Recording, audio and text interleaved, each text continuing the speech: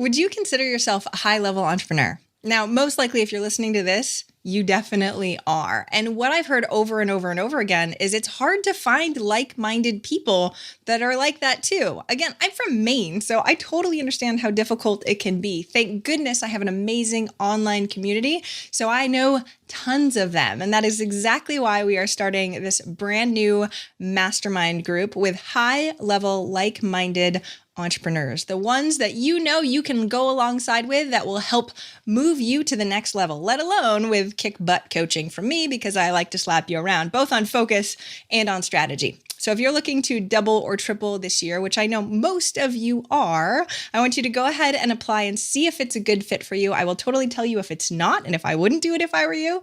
But go to eventualmillionaire.com/apply. We are looking for amazing, like-minded entrepreneurs. My previous mastermind members have told me it is life changing. So take the time today, fill out the very quick application, and we'll see if it's a fit.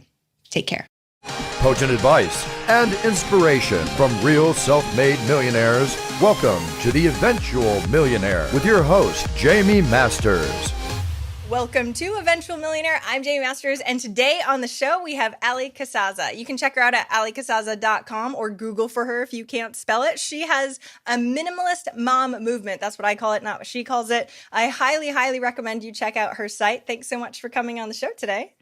Yeah, thank you. I'm super excited to chat with you.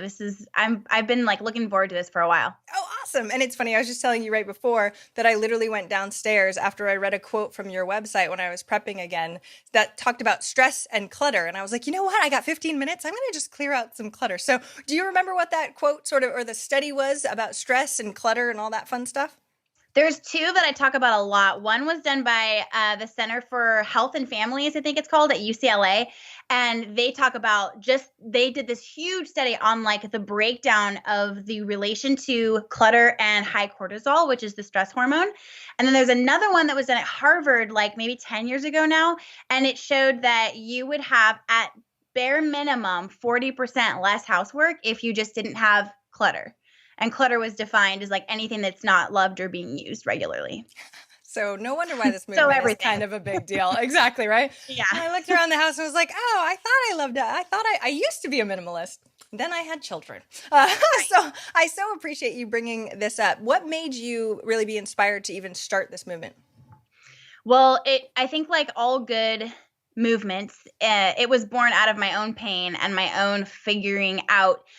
Back when I was going through this minimalism, I know that minimalism itself has been around for forever, but I had never really heard of it. It wasn't a hot button word, a trend like it is now. There was no documentaries or many books about it, at least not popular ones. And so I didn't really know that I was pursuing that or that it was called that. I just was kind of at a place in my life where I was really struggling with depression, the situational depression of just too much in my life.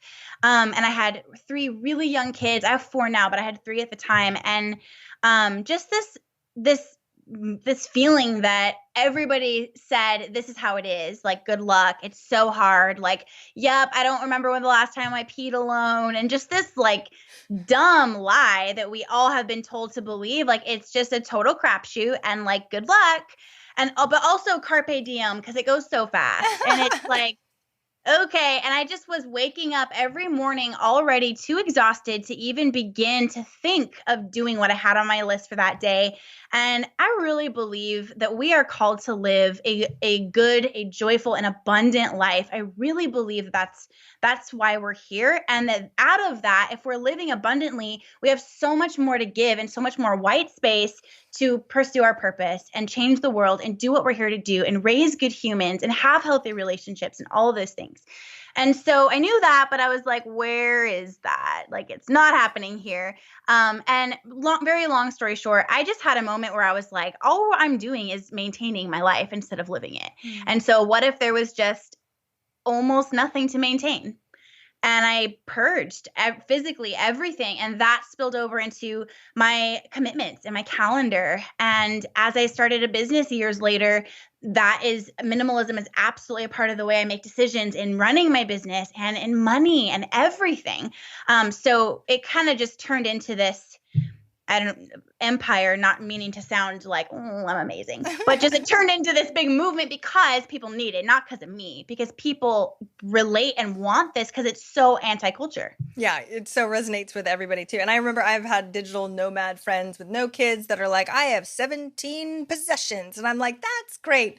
But just wait till, right? And everybody goes, just wait till you have kids. Because I feel like the level of insanity that is not your insanity, that white space that you were talking about just goes to almost zero, let alone the tiredness, exhaustion, like not enough sleep piece. Mm-hmm. So how do you tell people to start? Because normally, even with the magic tiding of the art of mad, you know what I'm talking about. So Marie Kondo. Mad school. Yes. Yeah.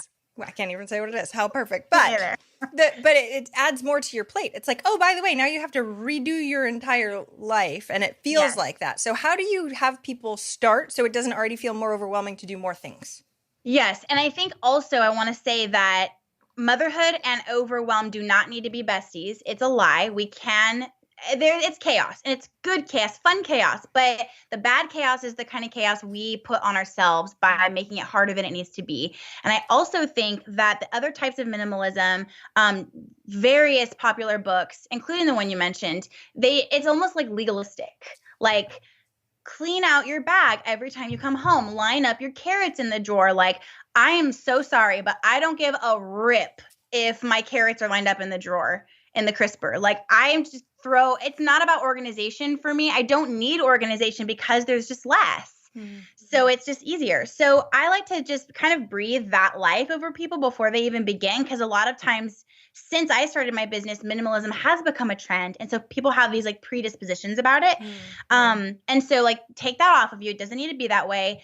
And you can kind of pick, like some people want to go all in and they just want to do the entire house in like a few days or a couple weeks.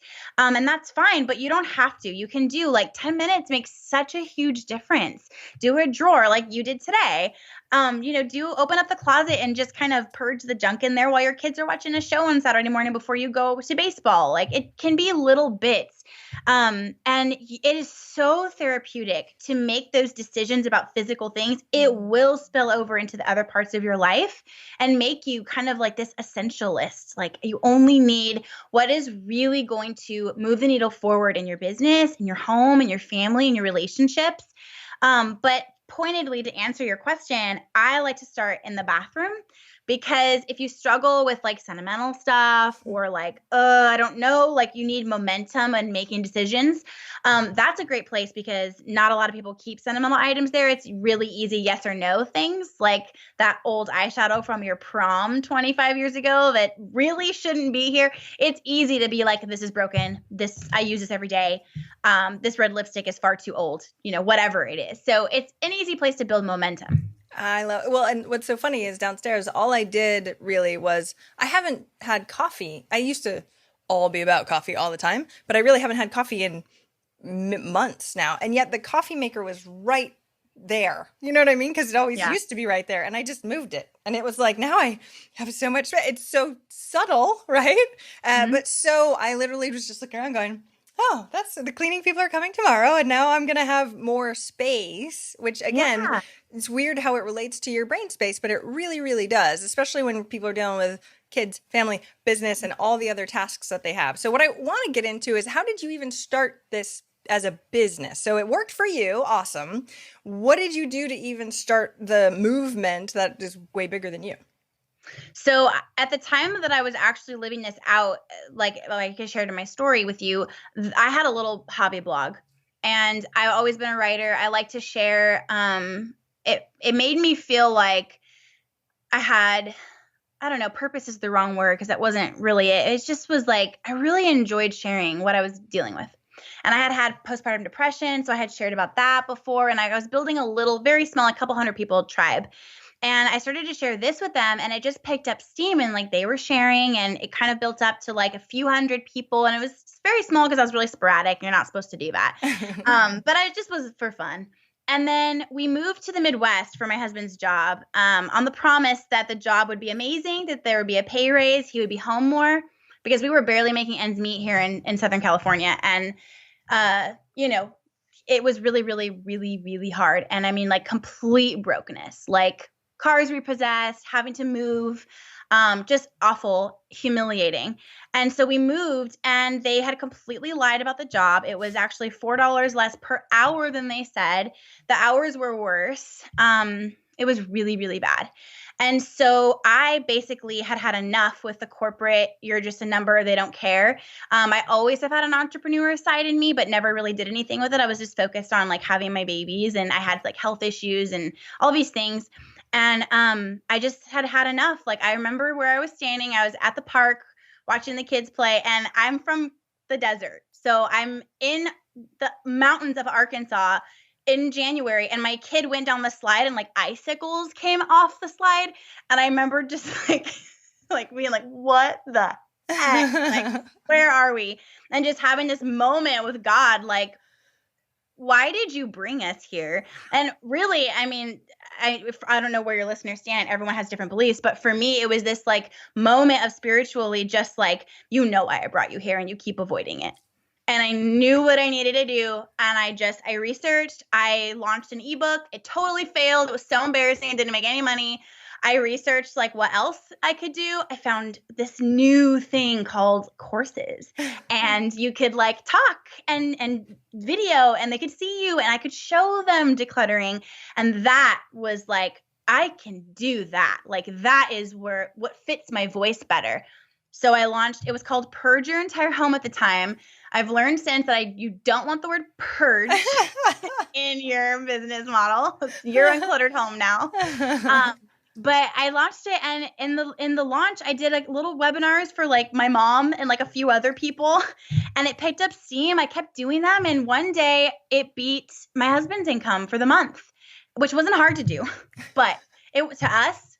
Oh my, he was like, what? Like, we had a huge party. We like baked a cake, and it got to a point where his job was just getting worse and worse. And so he just quit without any proof that the business was going to work. And I do really well being pushed into a corner like that. So I just like went all in, and it wasn't a matter of like, I hope this becomes a movement. It was like, it has to. Not just because of money, but because of the message. And I really believed, like, it changed my life. My depression left and never came back. Like, we had another baby, and we moved so easily across the country. I believed it. And so the teaching and the passion just comes out of me, and that started the movement from there. Okay, I have so many questions about that story, especially because through pain, especially entrepreneur types, right? We're stubborn. So we need to be hit upside the head a handful of times before we actually take movement, right? Because it's like, oh, as soon as you found out that your husband was making less and working a lot more, you could have been like, oh, let me just try, right? But you were like, and the icicles and the things and everything, right? And you had this moment. But a lot of people have had that moment and still don't do anything with it. So what do you think really made the difference in that moment?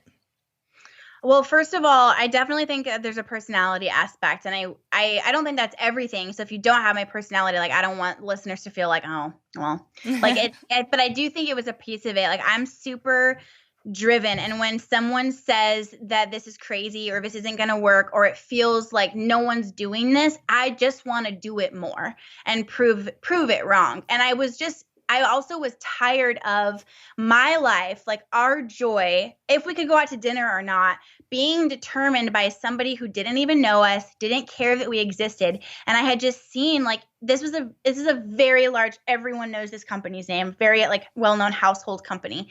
And they were awful. They didn't care about their employees at all. There was like, we saw like deaths happen on the job because there's electricity and stuff involved. And they were like, just kind of do the ho-hum, like, oh, okay, like, I guess you can have a couple hours off to go to the funeral if you have to, and like back to work. Like, they just didn't care. And we were really suffering, and vacation was not even in our vocabulary. Like, there was nothing, no joy, no freedom there. And I hate when people, especially in webinars, like, and then I had an epiphany. But it's like, I really did have this moment of like, this is not okay. Like, I can change this. Like, I didn't know if it was going to be like, I really didn't want to do ads on my site, but if that's what it took, like, I would have done it. Like, I didn't know if it was going to be that or a product or what, but I just was determined. And then it was through researching and seeing other people doing it. Like I found Mariah Caz, who's the founder of Femtrepreneur, and she was younger than me, and she had this really bad, like just hard life story. And she showed her, I always forget what those are called when they share like the breakdown of what the money they made that month, that last month, like when people are like just an really income open about it. report? Yeah. Yeah. Report? Yeah. Uh-huh. And she had made like $75,000 in 30 days. And I just remember I had never heard anything like that. And I was like, oh my gosh, like I showed my husband, and I just am the kind of person that is like, if she can do that, then I could do it even better. Like I can do anything. And that's just how I was raised. So I think all of those things combined, like I just had that drive. I was sick of where we were at. And I also like really didn't want it to take a long time. I didn't want it to take like years. And I kept reading like it takes, about 12 months later, I finally made $5,000 a month. And I just was like, I had really specific goals almost just downloaded into me. And I was determined to be a millionaire, to change the world, to fund nonprofits, like to have thousands of women knowing my name and talking about me at Bible studies and moms groups, and just to help them. And that is a really big goal. So I think when you're aiming for that, it's easy to get all the beginning parts, the beginning stepping stones stepped on way sooner. That's so interesting that you have that perspective there too, because on the opposite side, some people are like, oh, it's such a big goal that the beginning really makes a huge difference. Like you failed at your first ebook. So if you failed at that and you're like, I can't even do an ebook right? You could have completely stopped then, and you kept going. And I'm sure, don't get me wrong, I'm sure there's been a whole bunch of things along the way that you've learned, especially coming from that level of poverty. Like if you have your cars repossessed, that is a money mindset and all sorts of stuff that I grew up in also. So how have you been able to change how you think about money? Because if 75,000 was like, oh my gosh, I can't even imagine per month, and yet you're like, I can do better than that. That's very impressive. Show me like the trajectory of how your mindset has changed. Well, thinking it and just being like I said, I'm just a driven person. So seeing that, like, I didn't just think like, I want to do that, or if I could just do, my old mindset was like, if I could just have $5,000, everything would be fixed. I was like, just so determined. And I really believe there was like this spiritual aspect of this knowing that like there was something big about to break, and I was ready for it. And I saw that, like, saying it and thinking it is one thing, but when it actually came down to making money, that's when all the money stuff came up. And in 2017, I went to a therapist because I was having night terrors and sweats and like this recurring nightmare of the repo guy banging on the door and me with my kids in the laundry room, like, it's okay, like we're just gonna play Mario on my phone for a second, and like just like panic. And she was like, you have PTSD. Like, this is really bad. And I thought that was just for soldiers. Like, I didn't know. And so I realized then, like, this is really serious. Like, she's wanting to, like, give me drugs and all these things because of money. Like, I think there's a story here. So then I found just Money Mindset, Denise Duffield Thomas, who I love. And just I realized, like, I come from a Christian background, and that is not there. Like, it is like, just like pray and you're good. And it's like, sometimes that is just an aid. Sometimes you need help. Sometimes you really, other people have resources to help you heal. And so I really dove into that, and I began to like practice gratitude and practice affirmations and deal with my money blocks. My biggest one at the time was I was told, you go to college, you have this privilege, you go to college or you will be flipping burgers your whole life. That was like kind of my dad's joke, but he meant it. And because he's an immigrant from Cuba, so you didn't go to college, you did what they wanted you to do. So this freedom was a very big deal. And I didn't finish college. I got there, and 2 seconds later was like, I hate this. I want to either be an entrepreneur or just like, I already had met my husband. So I was like, I just want to get married and like figure it out.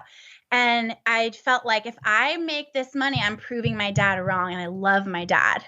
So it was like this subconscious keeping it. As soon as I dealt with that one, I had a $20,000 month literally overnight. Like, it was like a breakthrough spiritually. I went to sleep. I woke up the next morning. I had gone viral, and there was an opt-in in that post. So my list exploded. ConvertKit like shut me down and said I was a spammer. And there was like $25,000 in PayPal literally overnight. And so I of course, everyone else was like, that's great, congrats. But I was thinking like, oh my gosh, like with the breakthrough comes money breakthrough. So like if you deal with your money blocks, you really do open up space for more money to flow.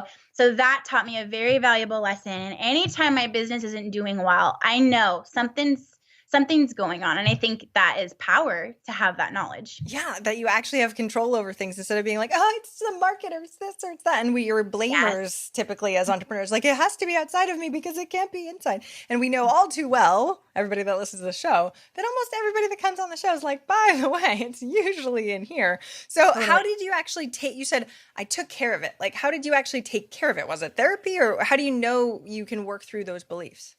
I definitely went to therapy for a little over a year.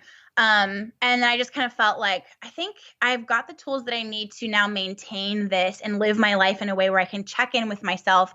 But I mean, I really, really found the value in speaking life over your business and over yourself. I even do this like with my kids now and my marriage, but just speaking like, where am I headed, and saying that as if you already have it can feel a little crazy, but really speaking like, I have a successful business. I wake up with the best job in the world. My success is assured.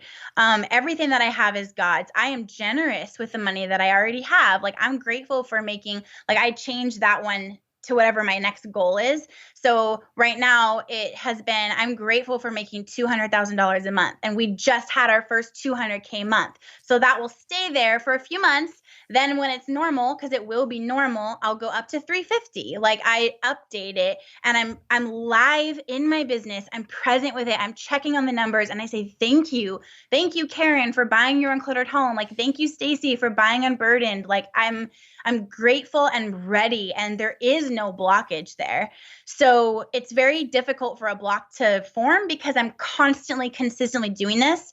And so the way I got over the money blocks was by doing that in the first place. But now I still do. It's not like I'm healed, I'm good, new level, new devil. There's always going to be something super difficult and pressure filled that's going to like sneak in if you don't meditate and pray and get out of the office, take a walk, and like process and say thank you and practice gratitude and get still. How did you make that into a habit? Because I hear a lot of people, especially busy moms or busy dads, that are just like, I mean, that's great. I know I do affirmations sometimes, or I do meditation sometimes, but it's not actually a habit. How'd you actually make it into a habit? Yeah. So actually, part of the things that I teach they're called rhythms. So it's like the type B person's like antidote to routines that don't stick. So basically you attach a rhythm, something that you want to do habitually, to an anchor event. An anchor event is something that always happens no matter what. Every day I wake up, God willing. Every day I eat lunch. Every night I brush my teeth. So I attach things that are important to me to those things. So it's habit. I wake up, I switch the laundry, I make coffee, I do my morning ritual. And my morning ritual is comprised of all of those things and some exercise. So it's just habit. It's weird if I don't do it one day. Recently, I went down to LA and stayed overnight with my daughter, and I had a TV appearance the next day, and I didn't do my morning ritual because I had to be at the studio at like 7:30 in the morning, which is like when I normally wake up. So I didn't do it that day, and I felt it. Like, I wasn't like it's in a terrible mood. I noticed like I felt like something was missing. Like there was a hole, and I just didn't feel as positive that day. And I gave at the TV thing. I gave and gave, and I was just drained. And so the next day I was home. I did my morning routine, and it was life-giving and back to normal. So I think attaching it to like, it's non-negotiable. Like for me, getting into the hot mess mom culture and getting back into normal motherhood, like, oh, I just can't, like, I'm just tired. Like the kids hear me in the morning. You're the parent. You set the rules of the house. What do you want? Like, what do you want for your life? And for me, I don't want to be the type of woman that has motherhood as an excuse to not have my own care and my own life. Like, I want my kids to see me being brave and having mental health and self-care. Like, I want them to see that, and it's important to me. So it's non-negotiable. This is our morning, and this is what you guys can do. I'm going to be on the porch doing this, and like, that's it. And we homeschool too, so there's a lot of flexibility there. Otherwise, maybe I would do it when they were in school, but whatever it is, like, you have to decide what you want and the kind of person you want to be, and those daily actions add up to that. I love this. Okay, so I want to talk about the kiddo side too, because I have kids, and it is very easy to use everything as an excuse when you're in motherhood. Well, but then there's this, right? And then there's that. Yep. So how do you get your kids on board? Because I get the modeling of it, and I get them that they'll by osmosis do that. But besides the fact of just wagging their finger at them, what have you used for tactics that get the kids a little bit more on board, especially with like the morning ritual kind of stuff? Yeah. So actually, one thing that I've noticed, this has been really recently, I'm sure you understand what I mean. It's hard sometimes to analyze what you do when it's just what you do. And then people come out of the woodwork and they're like, how do you, insert question that you're like, I've never thought about it. It's just what I do.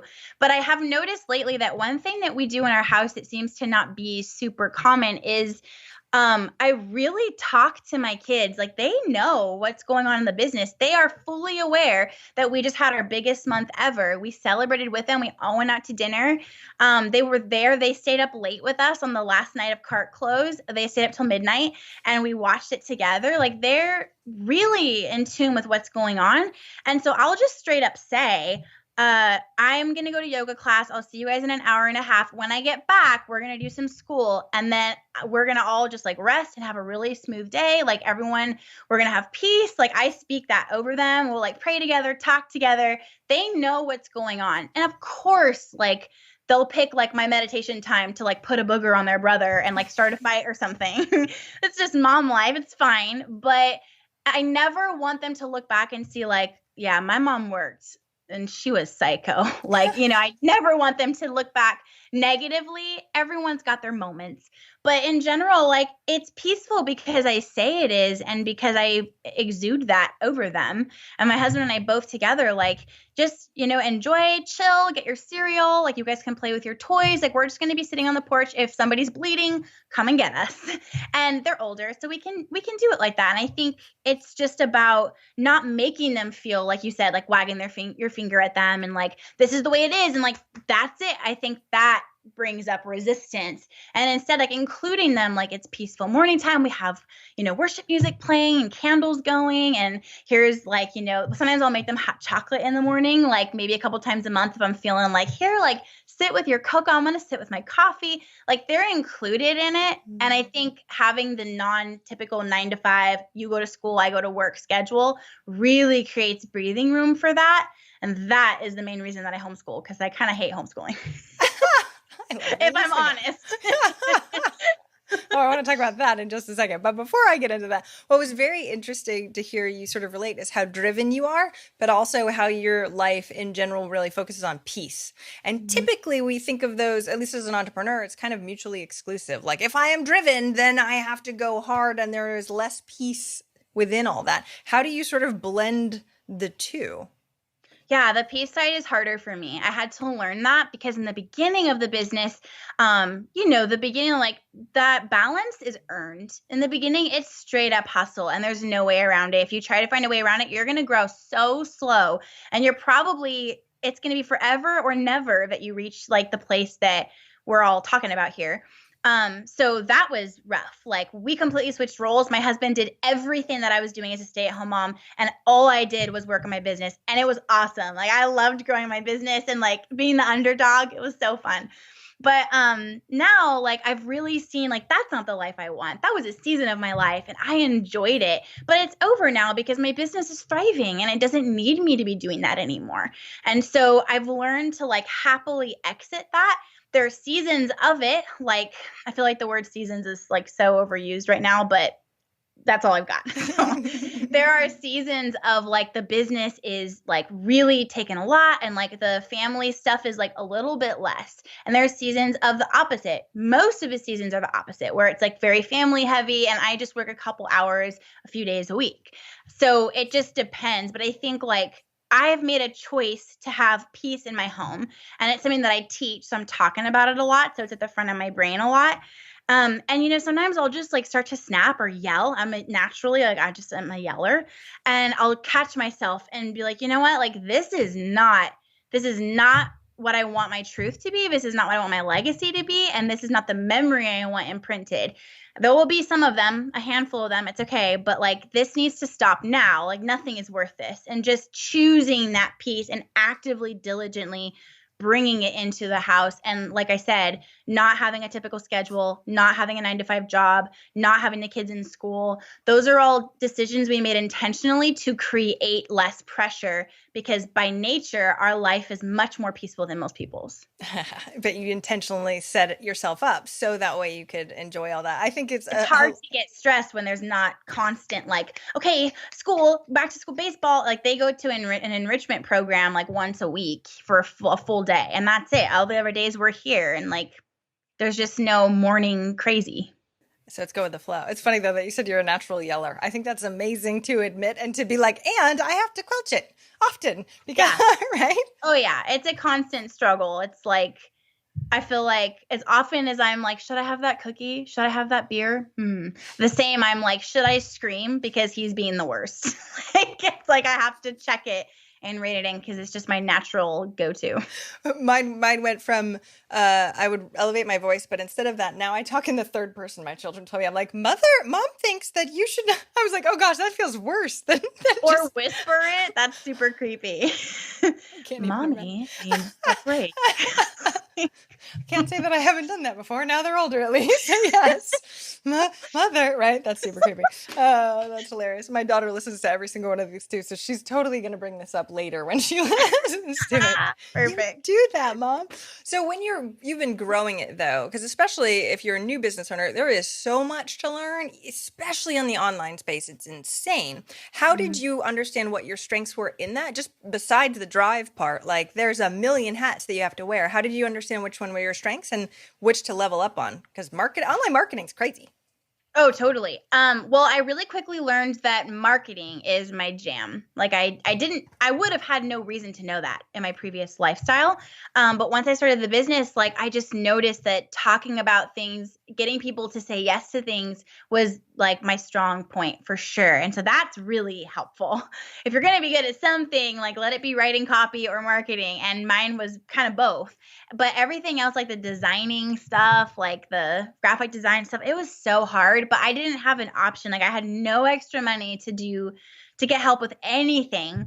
And I remember the moment, the $25,000 day thing that I needed to hire somebody, and I thought I was going to go broke. Like I was terrified. I had 7,000 emails in my inbox because of the virality thing, and most of them were mean. And I knew that it wasn't supposed to be me to go through it, but it was just so hard. So I think like there's a point where it's like, you've got to do what you've got to do. Like you've got to wear all the hats, and it sucks and it's hard and it's draining and it's time consuming. I would just have a day where I would like make all the lead pages and then make all the opt-ins and then attach them all to the lead pages and then have like a promo graphic day where I just sat in Canva. Like, I guess this looks good. I don't know. I just did what I could do, and that's it. And I think there has to be that point, and it's longer for some than others. But then the first thing that I dedicated away from me was answering email. Whatever you hate, whatever like stresses you out, like get rid of it first, because the more further you can remove yourself from the negative things that make you feel really drained, the more like that was such an investment. Like her name was Kenna, and she still works for me. And she was the first person I hired. She took away email from me. So I didn't see like the crazies or the like, I'm so upset you're emailing me so many times this week because we're launching or whatever. Like I removed myself from that. And that was super life-giving. And I immediately noticed an increase in my joy and my energy and my money. So you got to do it all for a while. And then from there, I think hire the thing you hate the most. Like what's going to bring less negativity in your work, or what do you hate the most? Like if it wasn't Kenna, I would have hired a graphic designer first because I just really don't like that. But that wasn't really negative. The negative people were killing me. Like I needed to get rid of them. See, okay, so I want to talk about that because I don't think we talk about the negative. Like people can just say whatever they want online, and especially for me, I care what people think probably too much. When you get in business, you're like, oh, random person just has an opinion about something. So how did you even deal with that? Especially you said that many emails all at once when you went viral. Yeah, virality is amazing. And I think that we can intentionally do that if we work at it. But it's also terrible because of all of those reasons. I learned to stop looking at the comments, especially when like your family isn't, but like my life was the viral thing. And so it was like, ow, that's kind of true and really hurts. So, but I think like I've learned, if you're doing anything worth doing, and this is so oversaid, but I know that there'll be somebody listening that needs to hear it again. If you're doing anything good, anything worth doing, there are going to be people that just hate it and are butthurt about something in their past and something that you're saying. Like, what is that expression? Like, everything that people say is a mirror into your own heart or something like that. I should get it right because it really helped me with my perspective. But something that you said is mirroring something back to them about themselves that they are not happy with. And so they're lashing out at you because they were just sitting there scrolling through social media and you like stabbed them in a sore spot. Especially with what I do, like motherhood and it can feel convicting, even though I'm really good at saying it in a way like, this is what I did. Take what you want. People still get upset. And so I think you have to realize, like, if it bothers you, you've got work to do, like meditative processing, like letting go work to do. I have this exercise that I don't know if this is a thing, but I like in terms of me doing it, I kind of just had to invent it for myself because I was struggling so much with what people think of me. And I have developed this like Allie that is what everyone expects me to be. You talk about helping people's lives be different, making more money or simplifying, like whatever it is. And no matter how many times I say, hey guys, like here's my crap show laundry pile today, I'm super behind, like real talk, you know, no matter how many times I say that it's not perfect, but here's what you can do to make this load lighter for yourself. People have expectations that it's always perfect, that every single thing I have is the most minimal thing in the entire world, that every moment is intentional. And that like without fail, every morning I have a perfectly quiet morning ritual time. And it's easy to take that on. And then what happens when it's not realistic is I'm yelling again. My kids, my husband, like, can't you guys help? Like, I teach this stuff. Like, this shouldn't be this way. Right. And it's just, it's fraud syndrome and it's fake. That's not my role, is to be perfect all the time. I'm a problem solver. That doesn't mean that all my problems are solved. And so I have this exercise that I've created for myself where I envision myself, like this might sound kind of weird, but it might help somebody. I envision myself holding on to balloons. Like I can literally see myself standing there with like a bouquet of balloons. I'm holding them like out and they have all the words and the things on them that are making me feel like whatever. Sometimes they're positive, but they've just got that expectation in there. And it's so hard to hold on to that. But usually they're negative, and I can see the words on the balloons. Like they're just like, you are such a fake, or I can't stand your voice. I get that one a lot. It's like, what? We might have throat surgery? Like people hate my laugh. Yep. I totally get you. That's awful. I know. And then I did it more afterwards. But now I noticed it every single time, right? It's one of those things. It's a trigger. You pay attention. Yeah. Sorry, continue. This is awesome. Like it's just mean. It's needlessly mean. Or like, you know, you and your husband are so annoying. I hate your posts.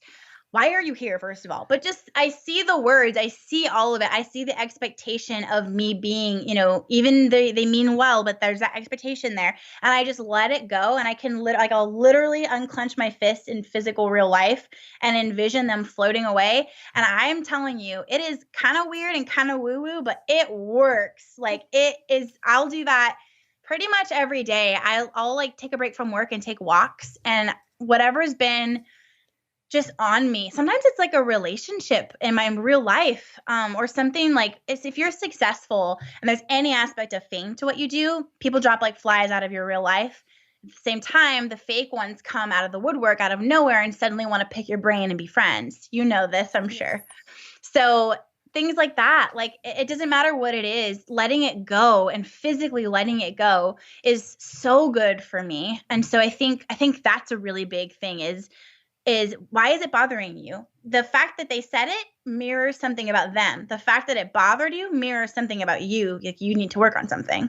I'm so happy you shared that. I'm so going to use that. I love that. And you're right. It's because it adds up. Like that's the thing that's so interesting. Like I feel like I've let go a lot of stuff from before, and that's amazing. But it's still like little things at a time. Like my daughter being like, you haven't meditated for 3 days, Mom, and you tell people to do that too. I was like, come on, really? Like small silly things that really should not matter at all. And that doesn't totally matter. Exactly. Right. And so if we care so much about our attitudes and how we feel, because that makes a difference on what actions we take, then we have to be diligent about doing that. And those little things will just pick at you. And I love the balloon thing. I think that's amazing. It's just giving vision to actually getting rid of the actual stuff, which I love.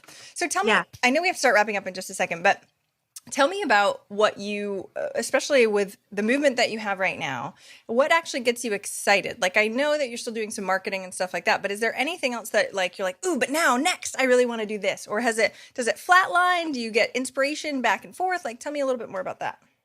When I'm getting burned out, happens maybe once or twice a year, I start to get a little just like, am I done? Like, I don't think I have any more like juice left. Like, I feel empty and I just need a break. Like, we all take a trip or just unplug, like just disappear for a little bit. And I need that. But when I'm not in that place, I have too many ideas all the time. Too many podcast ideas. Like, should this be IGTV or should it be podcast? Like, ooh, what if it was like a new book? Or like, oh, wait, I'll do a video series. You know what? I'm just going to make a course. Like, it spirals. But the next thing that I'm going to be working on is we're launching some courses that are specific to minimalism and children with special needs, foster parents that want minimalism, but their kids have what I had about stuff and lack. Things like that, like really getting into the niche of this. And then the next thing is teaching people, like after you declutter, a lot of people realize like my home is really ugly and I don't like being here. Teaching them how to bring life and style and decor and creating a space that you like I love coming into my home. I love having people in my home. I love designing a space that is like me. And that's just a knack and some people don't have it. So teaching people how to do that, like the next step.